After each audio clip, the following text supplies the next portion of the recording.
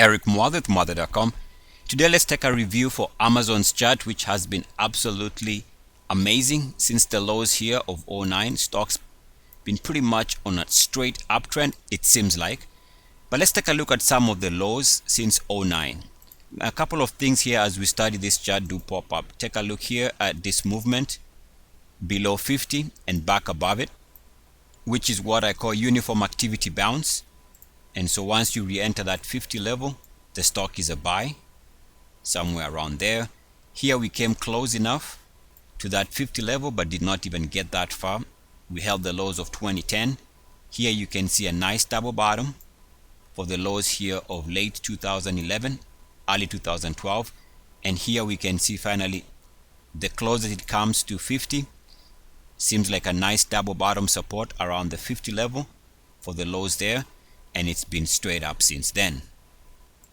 So what we learn from this is stocks that are acting well and stocks that come back to test the 50 level and hold can be bought on the nice bounce back above the 50 level during a pullback. Had we used this on Amazon, on hindsight, that would have been successful. Let's take a look at the MACDs during the same period.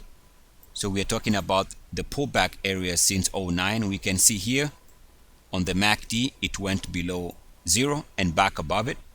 So the re-entry above 0 gave us a nice re-entry in the stock price there. Here we held above 0 for the lows of 2010. Here we tried to go below 0 but held above 0 for the lows there. And we can see even this period here there was an attempt to go below 0 but the stock held.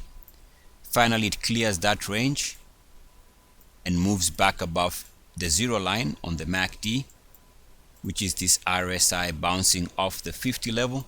And we can see this re-entry in the stock price late 2014. So again, what we learn from this is, as we know from prior experience, every time a stock moves below the 0 line of the MACD and holds, it tends to suggest that the stock is done going down, and that the next swing trade is for a bounce and a recovery, which has been what has been taking place for Amazon since 09.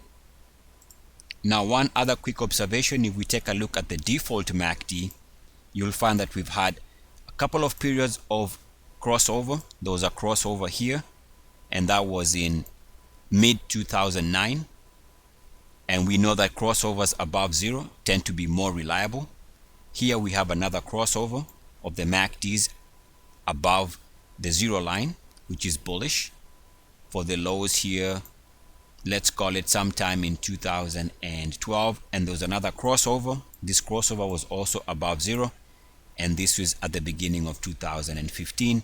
Both of those entries did see the stock move higher. So again, we can see here for the default MACD, any crossover or any MACD crossover above 0 tends to be more reliable, which is what we know. And had we used that knowledge, that information, we would also have had periods of owning the stock here, here, and sometime there. Both, or in fact all of these re-entries when the MACD was crossing over above the 0 line were good entries, because we can see the stock in each instant did manage to go higher in the subsequent months. Check the description for more links about what we are discussing here. Again, check the description. I'll have links that go into detail about some of the things that we are discussing in this video, with the RSI bounce on the 50 and the MACD crossovers, and also the MACD holding the 0 line. Eric Mwathe with Mwathe.com. As always, good luck, peace, and blessings. EACS. Mwah.